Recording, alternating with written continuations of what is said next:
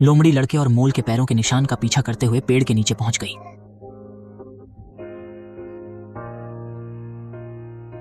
ओह कोली, उसे भूख लग रही है। लोमड़ी ने लड़के और मोल पर हमला करने की कोशिश की, लेकिन वह पेड़ पर नहीं चढ़ सकती थी। उसी समय जंगल से आने वाली आवाज ने लोमड़ी का ध्यान आकर्षित किया, क्योंकि पेड़ पर दो पकड़ने में कठिन शिकार की बजाय जंगल में आसानी से पकड़ने के लायक शिकार की तलाश करना बेहतर होगा। लोमड़ी के जाने के बाद लड़का और मोल ने राहत की सांस ली, लेकिन फिर जंगल से संघर्ष की आवाज सुनाई दी। लड़के को चिंता हुई कि कोई घायल हो गया है, इसलिए उसने और मोल ने वहां जाकर देखा। जब वे जंगल के अंदर पहुंचे तो उन्होंने देखा कि लोमड़ी शिकारी के जाल में फंसी हुई थी। लोमड़ी की पीड़ा देखकर लड़के को दिलासा हुआ। वह उसे बचाना चाहता था, लेकिन संकोच कर रहा था, क्योंकि उसे भय था कि लोमड़ी उसे चोट पहुंचा सकती है। किंतु उसे अनुमान नहीं था कि सदा भीरू मोल स्वयं लोमड़ी के पास जाकर पहल करेगा। यदि मैं पकड़ा न गया होता साक्षी, मैं तुम्हें मार डालता।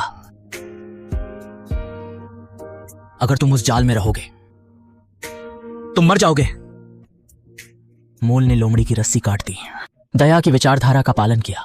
लड़के को आश्चर्य हुआ कि लोमड़ी ने उन्हें बिल्कुल चोट नहीं पहुंचाई, बल्कि घायल शरीर से जंगल में चली गई। लड़के ने मोल को गले लगाकर उसकी बहादुरी की प्रशंसा की, और मोल ने ऐसा कुछ कहा जिसने सबको चौंका दिया।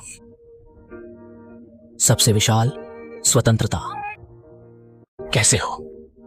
हम चीजों पर कैसे प्रतिक्रिया करते हैं। वह निश्चित रूप से लोमड़ी की मुश्किल स्थितियों को अनदेखा कर सकता था, लेकिन उसने मदद का चयन किया। जब वह लोमड़ी की तरफ जा रहा था तो वह खुद को न डरने के लिए प्रोत्साहित कर रहा था।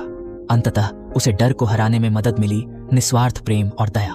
अगले दिन मोल लड़के के साथ नदी के किनारे अपने घर की तलाश करने के लिए गया, और पहाड़ी से गिरकर ठंडी नदी के पानी में जा गिरा।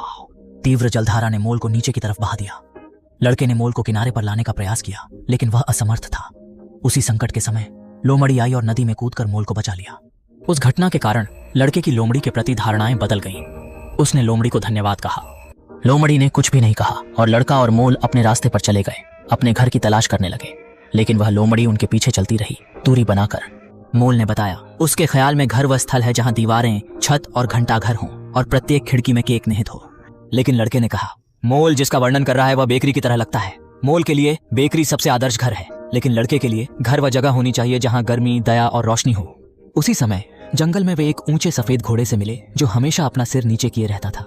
वह घोड़ा बहुत उदास दिख रहा था। मोल फिर से पहले गया और सफेद घोड़े से बातचीत की भी।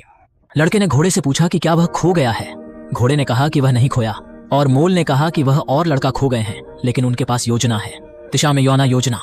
यही धमास अनुसार है। सफेद घोड़ा लड़के का अनुसरण करते हुए जंगल से बाहर आया और खुले क्षेत्र में पहुंचा, जहां वे बर्फ में खेलते और मस्ती करते हैं। लड़के की पूर्व की असमर्थता और घोड़े की उदासी सभी खुशियों में बदल जाती हैं।